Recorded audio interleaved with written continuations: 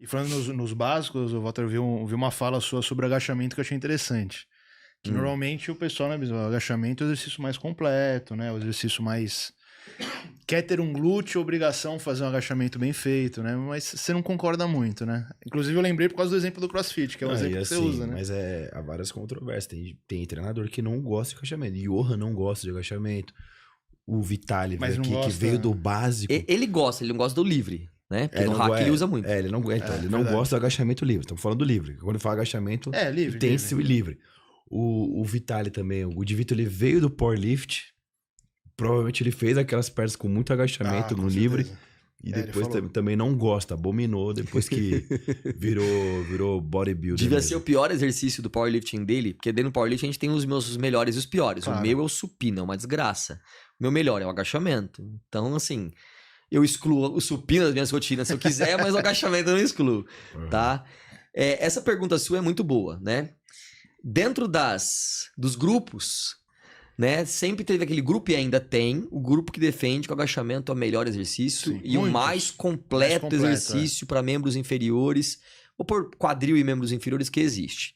Hoje nós sabemos que isso é equivocado, esse tipo de afirmação, tá?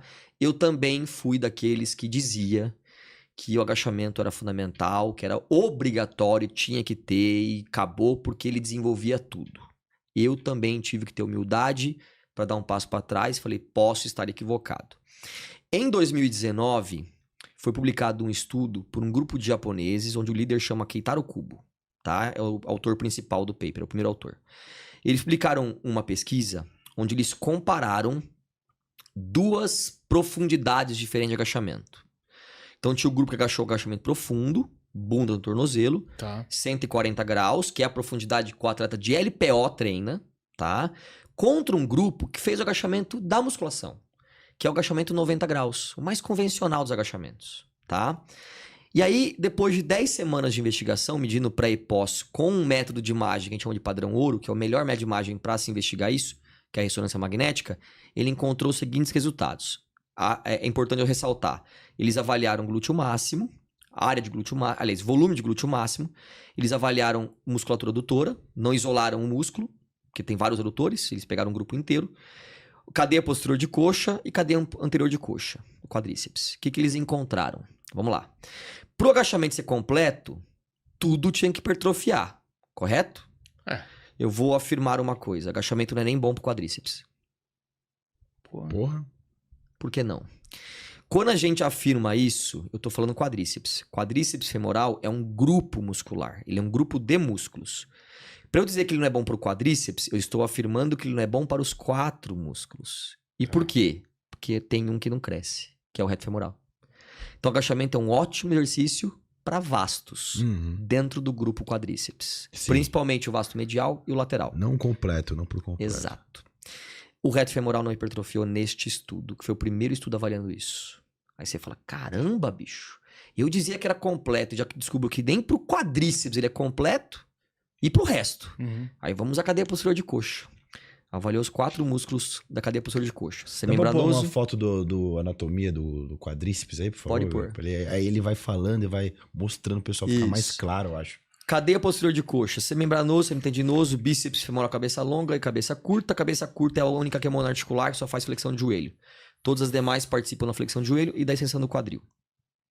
Avaliando por ressonância esses 4 músculos, eles encontraram que nenhum dos 4 mudou. Qual que tá a melhor imagem pra nenhum você? Dos 4. Ô, Walter, mas isso não depende também do posicionamento da perna, se o cara fez mais sumô, mais perna junto?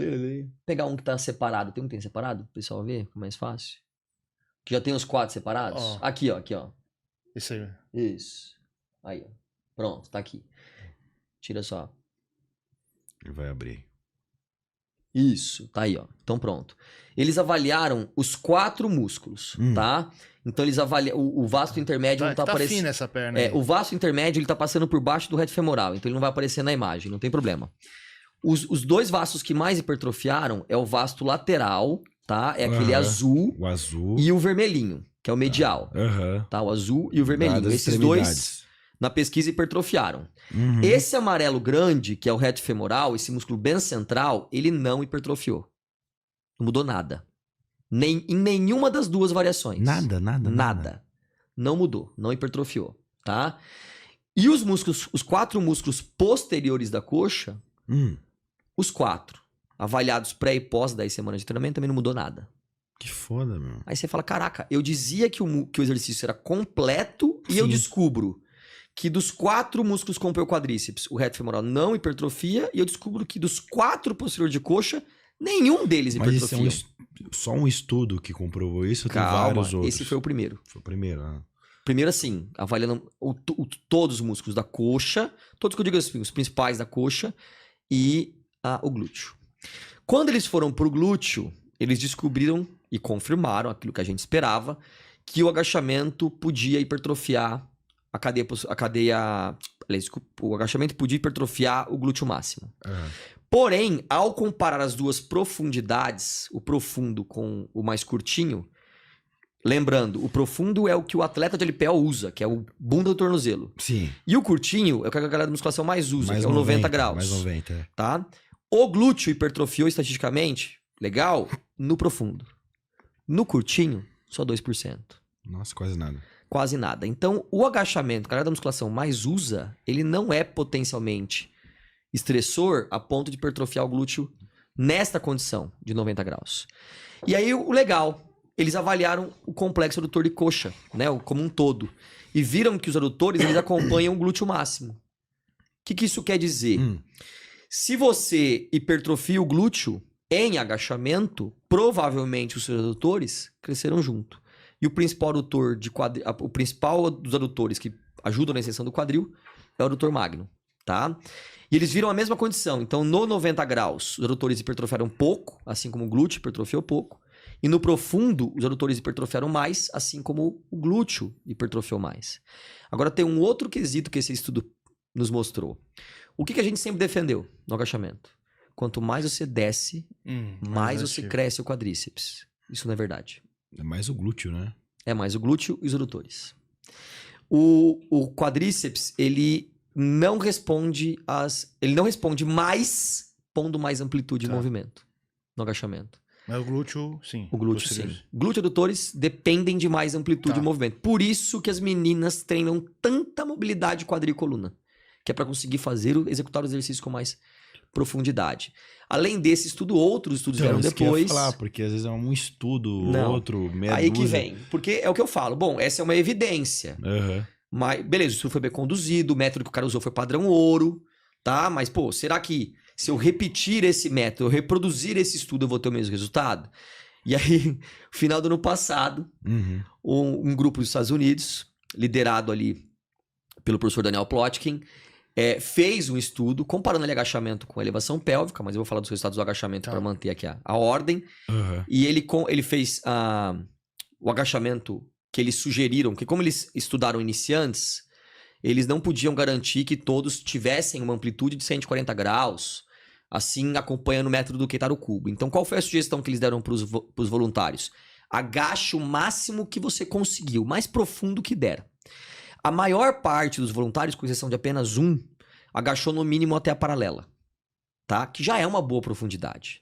Dá mais ou menos ali 110 graus de flexão dos joelhos, tá? É mais do que o povo na musculação costuma agachar. Já é mais. Com certeza. Só um voluntário que não agachou, não agachou tanto, porque ele era um cara muito alto, ele tinha um fêmur muito longo. Ele tinha uma limitação. Isso, toda vez que ele agachava, ele projetava o tronco pra frente. Ele não conseguia ter profundidade do quadril, porque ele projetava o tronco pra frente. Tem isso no estudo também, é bem detalhado, né? É bem detalhado.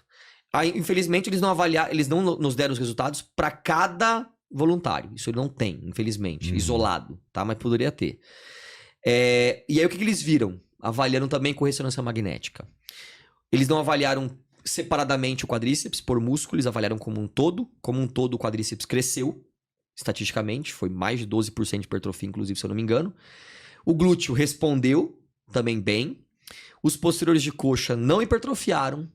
E os adutores acompanharam o glúteo de novo. Hipertrofiaram uma magnitude similar ao do glúteo.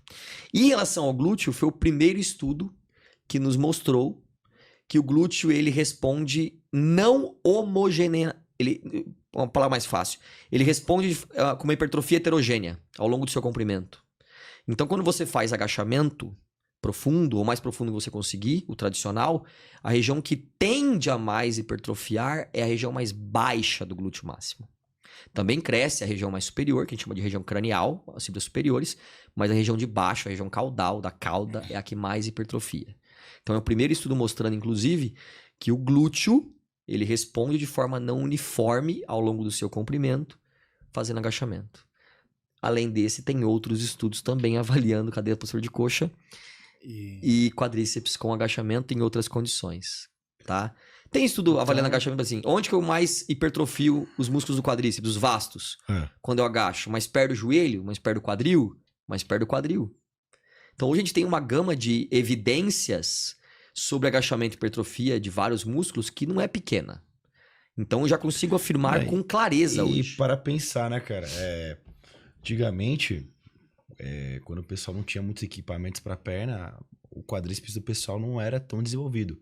Foi tendo variedade de equipamentos, de extensora, essa mesa e tudo, e foi melhorando o quadríceps dos atletas ao decorrer do tempo, né? Foi. Tem um estudo publicado por um grupo de Londrina, que é um grupo aqui no Brasil que publica muito, e é bem legal. O que eles fizeram? Um grupo fez só leg press e o outro grupo variou leg press, agachamento parcial e agachamento no hack ao longo da semana. Então, um grupo fazia leg press segunda, quarta e sexta. O outro grupo fazia tipo leg press segunda-feira, hack na quarta, agachamento livre na sexta. E aí eles avaliaram a hipertrofia ao longo do quadríceps, do vasto lateral. E eles encontraram o seguinte: o grupo leg press hipertrofiou mais perto do quadril. O grupo que variou hipertrofiou mais proporcional ao longo do vasto lateral. Então, você acrescentar variações de exercício para o quadríceps não é só importante para crescer mais ele, mas para crescer ele de forma mais uniforme. Os músculos mais uniformes ao longo do seu próprio comprimento. Igual o ombro, né? Igual o pessoal treina ombro. Isso. Posterior, lateral, anterior, o cara tem que ter essa visão pro quadríceps também. Exatamente, tem sim. Né? E o legal é assim, porque como o estudo citou que o reto femoral não hipertrofia, surgiu uma pergunta na ciência. Pô, então peraí, mas eu preciso de algo que estimule a hipertrofia do reto femoral. E aí nós, enquanto pesquisadores, desenvolvemos várias pesquisas mostrando que existe, sim, fácil, uma solução. Chama cadeira extensora. Então, o pessoal tá falando Tom Platz já tinha extensora, já tinha mesa. É só você ver os vídeos do Tom Platz, né, bebezinho? Pô, já tinha mais equipamento que a gente tem hoje.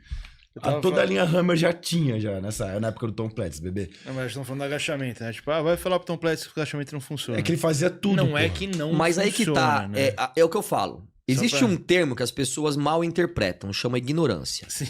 Ignorância não é uma ofensa. Pode se tornar se você assumir a carapuça. Sim.